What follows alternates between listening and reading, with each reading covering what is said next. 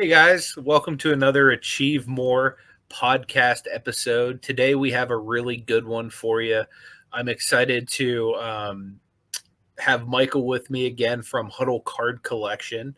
If you guys aren't familiar with him, you can check him out over on YouTube. He puts out great content over there, and he also has a podcast of his own. How you doing today, Michael? Doing wonderful, sir. Doing wonderful. Looking forward to this great interview that we're going to have with Jodi. Me too. And speaking of which, we do have Jodi Krangle in the house. She is a voice actor, and she's done some really incredible jobs. In fact, as I was doing my research, my girlfriend's like, "Hey, I'm pretty sure I know her." And then I went to your website and I started listening through some of your stuff. I'm almost positive I've heard your Disney ad. I've probably heard your Coke Zero ads, like several of your work. I know who she is too. It was really cool. So my big question I have for you is how did you get into voice acting? But before you answer that, if you could just go ahead and introduce yourself and tell us a little bit about yourself. Okay. Well, hi, I'm Jodi Krangle. I've been doing voice acting full time since about 2007. So the world has changed a lot since then. Yeah. And I remember when we used to do this, talking amongst ourselves on message boards. Social media wasn't a thing yet. So it's been a while. I got started in voiceovers back. Well, I mean, I started full time in 2007, but the bug kind of bit when I volunteered my time at the CNIB, which is the Canadian National Institute for the Blind here in Canada. And I did that for a year in 1995 to 96. And at that time, we were actually doing it on reel to reel tape. Oh wow. Oh wow. Yeah. So really what I was doing was reading magazine articles onto reel to reel tape at the time for the blind in order to be able to hear those articles. And it was a lot of fun and I really enjoyed doing it. And part of what struck me with that was that I liked the tech as much as I liked the voicing. And so going on to doing what I'm doing now, I edit my own stuff. I mean, I have to be my own audio engineer to a certain extent. So I had to learn all that. And, if I had been afraid of technology, probably that would have been an issue. Mhm. Absolutely. So let me ask you this. What's the biggest difference between voice acting and regular acting? When you learn to become a voice actor, do you have to go through like regular acting classes, like, live and in person? Or is it a different technique that you have to learn? A lot of people do that, and it certainly has a really good foundation for doing voice work. What I will say is that there are lots of people who come at this from different angles. For instance, I myself am a musician, so that's how I came into this. I didn't start with the acting, but I had to learn that. And voice acting is acting. It's all Mhm. kind of the same thing. It's just that the audience isn't seeing your face. And so, in a lot of aspects, voice acting can be even more difficult because you have to get all of that emotional depth through your voice only. That's Yeah. it. People have to imagine it, right? Mhm. So, I mean, I'm not in the animation video game area. I don't tend to do that kind of stuff. So I do less character work and more commercial and corporate narration. But Mhm. even at that, I have to sound like a real person and like I'm talking to somebody when I'm in a really unnatural environment. I mean, my booth is behind me here and I'm in a 5x4 booth looking at a screen, sometimes with headphones on with a microphone in my face, and I have to sound like I'm having a conversation with my best friend across the table having a coffee. Like Mhm. that's acting. Yeah. So, So, yeah, even if you're doing commercial and corporate narration, it's not like there's no acting. You still have to care about what you're saying. You still have to have some kind of connection with it. And your inner theater of the mind is what's going on there in order to get you there, and acting gets you there. when you're talking about the acting and with the commercials, for instance, so if you're you're doing a radio commercial versus a television, commercial, when you when you do the television commercial, are you seeing the commercial as you're performing? Sometimes I am. The difference between a television and a radio commercial, though, is pretty extreme. And the reason I say that is because a television commercial, you're seeing visuals. So Mhm. anything that you are speaking to a bunch of visuals then you're kind of under that. You're not supposed to be the major focus. You're the commentary. You're the person drawing other people's attention to what's happening on the screen. So a lot of what I will see as a script for a television commercial, sometimes that script almost looks like a haiku. Oh wow. It doesn't really look like a full, full on commercial. Whereas in radio, all you have are the audio. That you only have your senses, your hearing, right? That's all there is. So there's much more of a story told by the voiceover alone. And it may not necessarily just be me. There may be characters also speaking, but it's all theater of the mind. You're not actually seeing any of it. So all of it is wall to wall speaking, right? Mhm. Whereas Mhm. when you're Yeah. looking at a video, you don't need it to be wall to wall speaking. So different experience, Mhm. definitely. Was there a reason you decided to take the corporate path as opposed to, just for example, you've worked with Disney as opposed to being one of the princesses or, one of the Yeah. characters? I never really had and I mean some people like they love the Saturday morning cartoons and they grow up imitating the voices and that's what they love to do and Mhm. that just I mean like yes I did I was a kid. I'm a singer. I always love to think of maybe being a Disney princess and singing the songs myself. Sure, why not? But I really fell in love with advertising. And that's part of why I have my own podcast and I talk about audio branding. So I talk about how important sound is in the land of advertising and marketing and branding because a lot of times a company will not pay attention to the sound that they're putting out into the world. All they'll pay attention to is the video and their logo and their colors and their font and all of that is super important, but unless you have an audio element to that, it's not going to be as hard hitting as you think it is. And a lot of people leave that until like the last thing they think of. And I didn't like seeing that as a voice actor because often I was the person that was the band-aid at the end. So I just thought it was worth discussing with people. And psychologically, that's how we connect with people. Sound is how we connect. It's not, I mean, visuals have a part to play in that, but we care because we hear. What we hear makes us care. Mhm.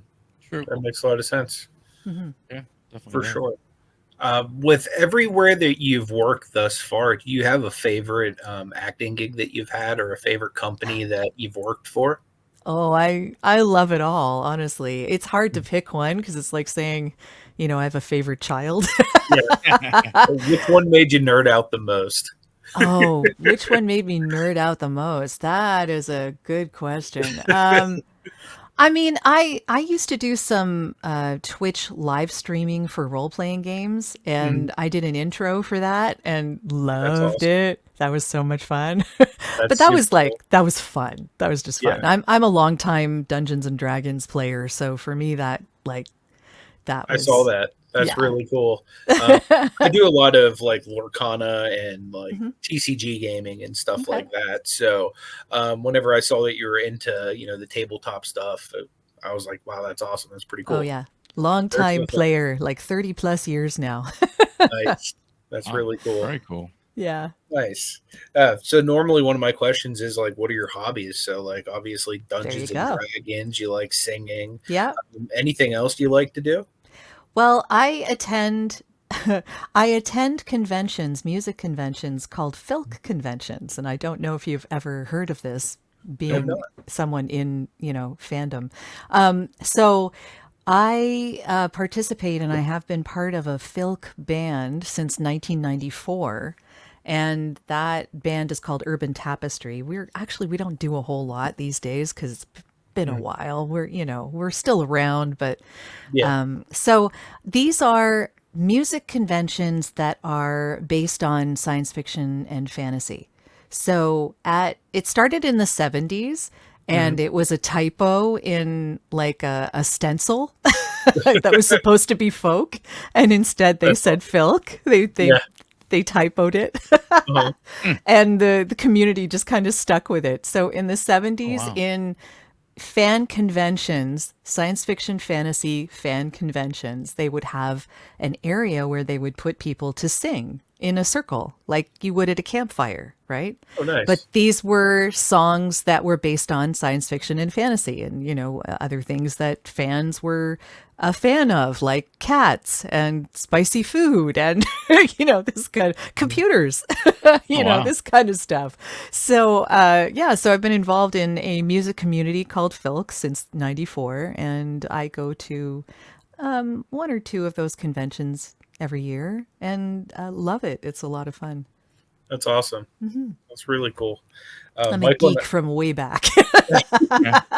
Michael and I go to a lot of conventions too for like Mhm. trading cards and stuff Yeah. like that. Okay, yeah, We nerd out pretty hard with that kind of stuff. yep. Um, Do did you you? guys ever go to Dragon Con? I have not. It Okay. sounds like it'd be a heck of a lot of Not fun I. though. Oh, it's a lot. Yeah. It's a Yeah, lot. It's Yeah. fun, but it's a lot. I'm sure. I'm sure. Yeah, Speaking of dragons, you like Dungeons and Dragons? I do. Or have you watched the new show that's been out, House of the Dragon? You know what? I am not a huge fan. Okay. I I am not poo-pooing on anyone who Yeah. likes it. I think, all the power to them. And I know that they are really good. And I watched the first two seasons of the Game of Thrones, and Mhm. then kind of couldn't continue Yeah. because I like my happy endings. Yeah. Yeah. There And really is there a are it's no just happy endings in any of that. yeah. It really is not. I know That's my true. tolerance level. Yeah. So Totally so understood. no. Yeah. I do, however, watch Dragon Prince. I don't know if you've seen that on Netflix. No, but I'm going to No. look them You up now. definitely should. There's actually, I think we're in the, is it in the fifth season now? Something like that. Yeah. It's animated, just to warn you. But again, I like to cheer on my fellow voice actors who do outstanding work in that Absolutely. area. Arcane is another one that I would suggest if you're looking at an animated feature. It's Okay. really, really interesting. It's based on a video game, actually, but they Oh, did nice. a really interesting animation series with it. And the way they animated it was really interesting. So it's a different kind of method that they used. It looks very different. I think you'll really enjoy it. Okay. Cool. Yeah, I'll definitely look into that. Hmm. From a corporate side of things, did you have any inspirations when you were getting into this line of work? Corporate, I mean, not really so much. There are brands that I admire, Dell definitely is a brand that I admire. Um, I've done work with Lint, which I Oh, really enjoy. mhm. That's some good Various, chocolate. yeah, various banks. I mean, like, that's the financial industry is always a thrill to Mhm. work with. And I've done a lot of hospitality and travel and that kind of stuff. And I'd love to work more with places like airlines and travel destinations and hotel chains, and done a lot of work in healthcare, a lot of work in healthcare. And again, it's so important, that work, that I'm just happy to be a part of it, however they can use me. That's really So cool. how, how does one get chosen? Is there auditions? Is it just, I mean, There are a lot of how does it ways. work? Yeah, there are a lot of ways. I think as a voice actor these days, you need to have your finger in a lot of pies in order to make a full time living. So I do have several agents all across the US, one here in Canada, because in Canada they will allow you one, Oh wow. because we're a little smaller than you guys. But 90% of my work is in the US. So I probably have four or so agents that I work with on a regular basis in the US, and they send me auditions, and I do have to audition. And if I happen to get the job, then, they ask for your availability, you figure out the time, and then you have a remote session with the client. So these days there's something called Source Connect, which is a software program that we connect with. So they have it on their end and I have it on my end. And then when I'm speaking in my studio back here, they're recording me on their end. So pretty cool. Yeah. Does require a good internet connection. So Mhm. make sure you have that if you're going to do this. But yeah, so there's that way. There's also people who directly contact me through my website, because I have had a website since 2007. And so it's been there for a while, and people find that. There are people who find me on social media. There are people who find me through my podcast. All sorts of different ways. So once they reach out to me, then they decide if I need to audition or if they've already made their decision. The thing about people who approach me on my website is that often they've already decided. They just want me to give them a budget so that they can figure out how it'll work. So Very nice. typically, whenever you get a job, are you the one that sets up like kind of how much you're going to be paid, or based on the position you're kind of, or the gig you're going for, they kind of have a set range?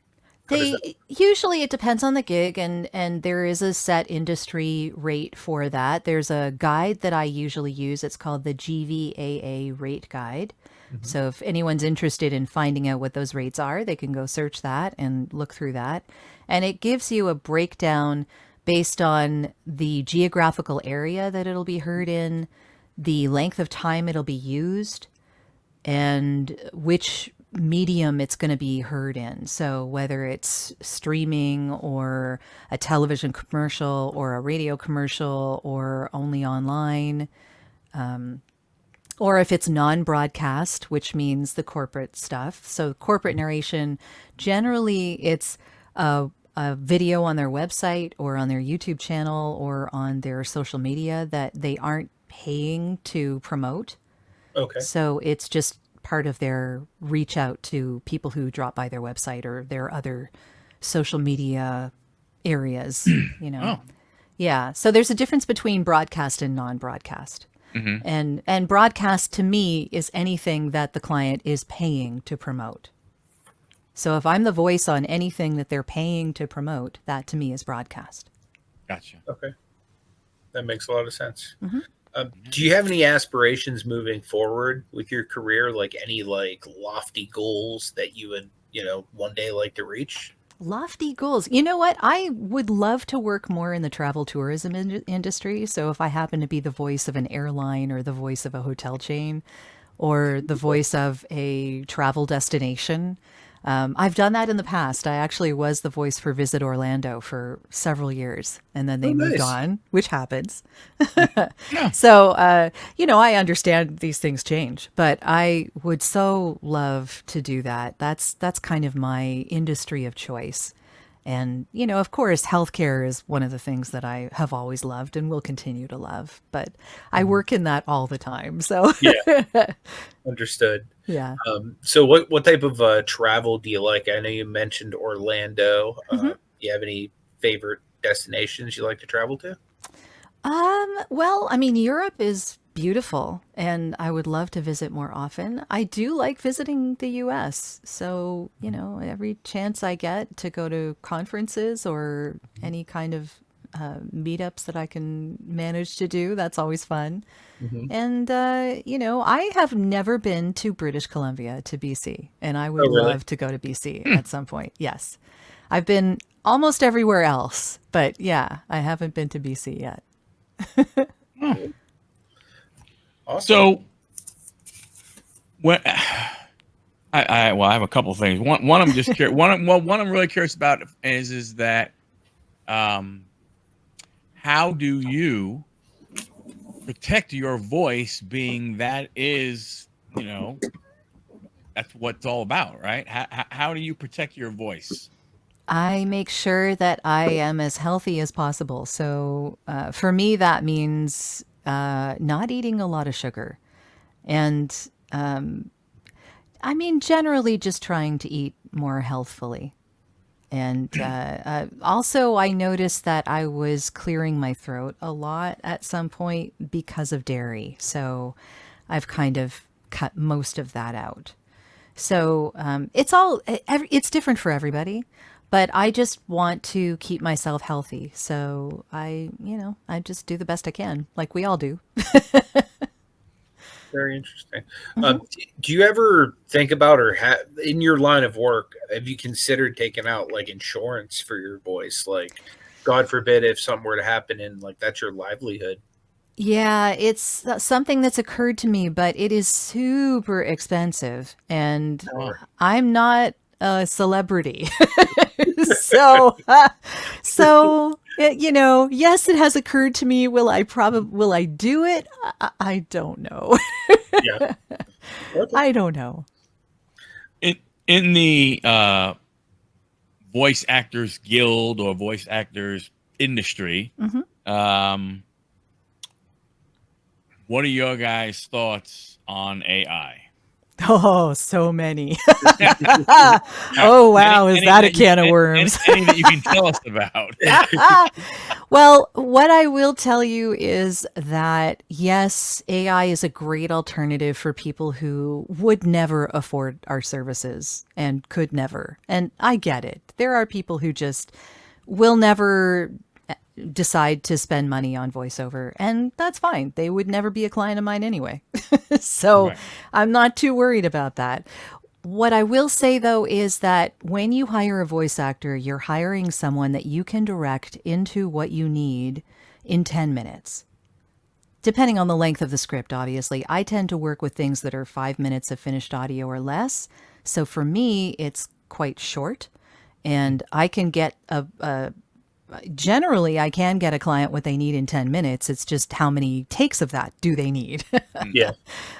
So for any voice actor that's been training that, and I continue to coach, I've been doing this, like I said, 17 years, but I still continue to coach. I am always learning more and things are always changing. So, I think that working with a voice actor is actually more convenient than it would be to try and program out an AI and get it to sound the way that you want it to within a short enough period of time. Because yes, if you're a great programmer, you can spend 2 hours and get that AI to sound exactly the way you want it to sound or close enough. Like that's what I've heard from most people who fiddle with this stuff. They can get it close enough that it'll pass. You know what I mean? But it just doesn't have that human element. There's no connection with what the voice is saying. It Right. doesn't really care about what it's saying because it doesn't know what it's saying. So you can hire a voice actor who will get you what you need in 10 minutes that you can direct and get exactly that tone, the intonation, the feeling from it. And then you can get that white glove service because that voice actor is a person that's giving you a service and will make sure that you're happy. Or you can go to an AI and spend I don't know, a few dollars and spend 2 hours of your time trying to get it to sound like something that you could pass as a human being and not quite get there and not really get much in the way of a white glove service because there's no one there to help you. Right. And for some, that's good enough. For some, good enough is good enough. And I'm not going to fight them on that. That's their decision. But I will say that there's another reason I talk about audio branding, and that is that if you are using AI voices for your audio brand, you sound cheap. And your audience is going to know. And if they think that you're cheaping out on your audio brand, on the way that you're trying to reach out to the people you want to spend money with you, that's not a good look. Right. Absolutely. No, I mean, yeah, I mean, yes, to your point, like if a large company, whether it be in the automotive, I would say, of a BMW, Mercedes Benz, or even like a Disney, or big brands, yeah, I could imagine that, if they're a persona is quality all the time, and all of a sudden now they have something that sounds like a robot or a little boxy going ahead and performing. I could understand people be going, wait a minute. It actually doesn't sound that bad now, I will say. Like I'm, you in certain instances you may not be able to quite tell, but there are intonation differences. Some of the names may be wrong. It depends on how long the thing is, but it's really about the connection. It's really about what the writer was hearing in their head when they wrote it, and when they wrote the script, and how close is that voice getting to it, and how deep is the connection? Because if that voice isn't connected to the script, how is anyone listening going to be attached? True. Very true. That's definitely true. Definitely true about that. I get that piece. Out of curiosity, how does one become a voice actor? Like, for someone's listening at home that is interested in getting into this line of work, what are some of the steps they could take to practically get into this line of work? Well, one of the things that I would suggest is visiting a website. It's called Voiceover Extra. So voiceoverxtra.com. And if you go there, you'll see that there are articles and columns written by coaches and people who are in the business. And there are workshops and webinars that you can attend for very little money, like $50 to $100, which really, when you're talking about this, is not expensive at all. And those webinars that you could take are probably the best place to start, because then you'll know what genres you might be interested in and which ones you're actually suited to. And you're taking a course with, say, 12 other people or 10 other people, something like that. So you will get some one-on-one time, but it's not going to be like the expense of a one-on-one with a coach, which can be quite expensive. That's, you're talking about probably $200 and up for an hour with a coach. And I will say that you want to do this exploration before you start really down the path, because then you need to get equipment, which can be expensive. Although these days you can probably get a really good mic for voiceover for like $300. You could get a really good audio interface around the same or less. You need a treated area to be able to do your work. And what is a treated area? Having your hard surfaces covered up with soft surfaces, basically. So sound treating is, putting up some foam in places, just, covering up hard surfaces. The people who do this, there are actually people who do this for a living. George Whittam is definitely one person they could speak to. But also, the Voiceover Extra website has some resources for that too. So sound treatment is definitely an article subject that they could look up on that website and find tons of information. And then once you've done that, you need to make yourself a demo, which is a way for you to display your skills. But before that, you need a coach, because you don't want to make that demo before you're ready. So there's a lot that goes into this, and it can be quite expensive. So, probably I would put aside about $1,000 to $2,000 just for the demo.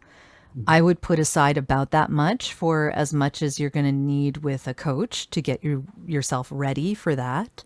And probably about $1,000. Maybe you could get away with a little less for the equipment. And the sound treatment probably wouldn't cost you all that much, but that might be rolled into the equipment costs there. But, you're not looking at you're looking at some business investment. It's not just I can take whatever microphone I have and talk into it for a bit and people will hire me. No, you have to know what you're doing. And you have to have a website, and you have to have some way to show what ability you have. And it's a business like any other, and it needs that investment. So it's not just something you can start off the street and expect that you're going to make money tomorrow, For sure. But if you stick around with it, it can be quite a fun career, and I love it. And I've loved it for 17 years. Yeah, yeah. It sounds like it would be incredible. Mm-hmm. So we have a couple segments we like to do towards the end of the podcast. The first one's called No Dumb Questions, and it is a user submitted question that we take every week. This week, the question is, have you ever forgotten to use a specific voice during one of your sessions and used your own by mistake? Well, I use my own every day. I mean, that makes it easy for what I do, because I don't put on anything really. Uh-huh. The only thing that I do is I come at the script from a different perspective.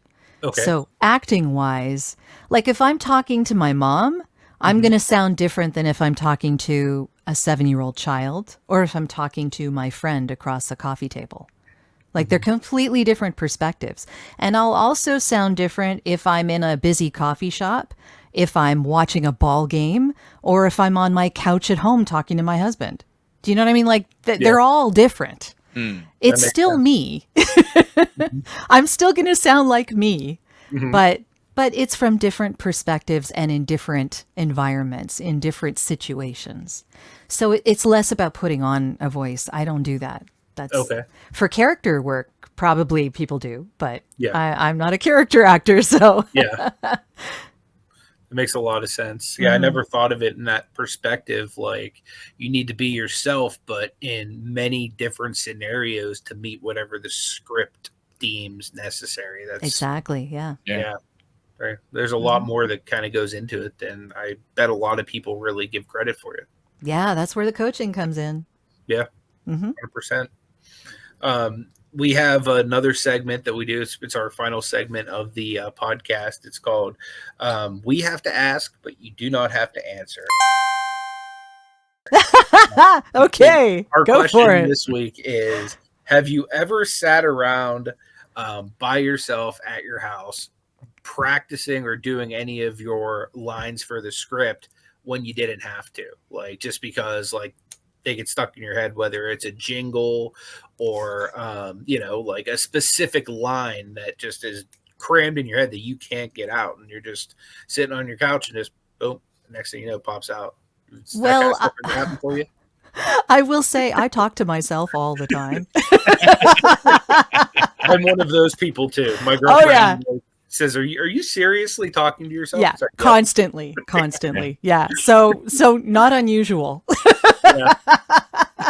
Occasionally. What often happens is, though, that I'm reading the script, right? I don't have to memorize it. So when I read the script, I'm all in on that script. But when I'm not having to read the script, I'm on to something else. Yeah. So I probably have forgotten it Yeah. the minute I walked away from my booth. Makes a lot of sense. Yeah. Especially with the volume of work that you do. It's not like you're just on one project for a while. You do shorter segments and then you're on to the next one. So Yeah. I mean, I am all in every time that I'm doing a script for a client, that they're getting my entire attention. But do I memorize the scripts afterwards? Not so much. Understandable. Yeah. Michael, do you have any final questions? Just from a standpoint of when you mentioned earlier about like scheduling, which kind of goes into what you're saying about just reading and along those things. Basically, you have to be home, it seems as though, or unless you were traveling somewhere, but I'm assuming you're home. When it comes from that standpoint, do you try and carve out like a work schedule that you would not that you would have, or is it, hey, I can do whenever? Like, you try and keep a schedule to make your days more consistent? Well, I will say I am a raging introvert, and if I do not schedule peacetime in between stuff that I'm doing for clients, I am a very unhappy camper. So when it comes to that, Google Calendar is my friend, And I will schedule clients and make sure that I have a half hour, an hour, or something after that's done in order to not do anything or to recover or to do some admin work maybe and just not being in front of anybody, just not, do anything in front of people. No peopling for a little while. Yeah. And yeah, for me, that tends to work. I tend to program in my peacetime. But when it comes to clients, I can pretty much schedule around that. I have a fairly loose schedule. I tend to try and keep stuff in between like 10 and 6. But in general, and that's only because I'm up pretty early, but I do a lot of admin in the morning. So I tend to try and do that first before starting the day off with a bunch of clients. But yeah, every day is different. And that's kind of what I love about this. Yeah, that sounds really exciting. Yeah. Before we let you go, where can people find you, and what would you like to promote? Well, I can be found on my website, which is voiceoversandvocals.com. And I would love to promote my podcast if you're okay with that. I talk about, it's called Audio Branding, the Hidden Gem of Marketing. And I talk about the importance and the power and the influence of sound.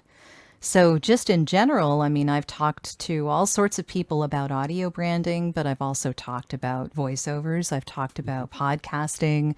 I've talked about public speaking. I've talked about sound in healthcare and binaural beats and ASMR and all sorts of interesting sound trivia and anything that has to do with sound and how important it is in our lives. And I talk about it. And I love to have people on the podcast who work in sound on behalf of clients as well. So if anyone's interested in that, they can reach out and they can find the podcast at audiobrandingpodcast.com.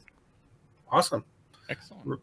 Really incredible. I appreciate you coming on Yes, thank you very much. today and Thanks for sharing inviting me. all this information with us, and wish you nothing but the best. Thank you. You too. Michael, is there anything new coming on Huddle Card Collection this upcoming week? No, wrapping up some vacation time, so not doing a whole lot. We have the show Wednesday night, 10 p.m. We'll be going there, working on some, getting some, I would say, guests that have larger followings in the sports card arena. Working on some of the bigger influencers or collectors that are out there, trying to get them on. So, where we stand, brother. Sounds good, man. Look forward to seeing what you have lined up. And if anyone's interested in checking out my YouTube channel, it's called Picksburgh. I do a lot of vlogs there with my girlfriend, but we also upload the video version of the Achieve More podcast to Picksburgh as well. So if you'd like to see our beautiful faces, come on over to Picksburgh, and that's where you can find them. But until next week, guys, we appreciate you joining us, and God bless you. From the city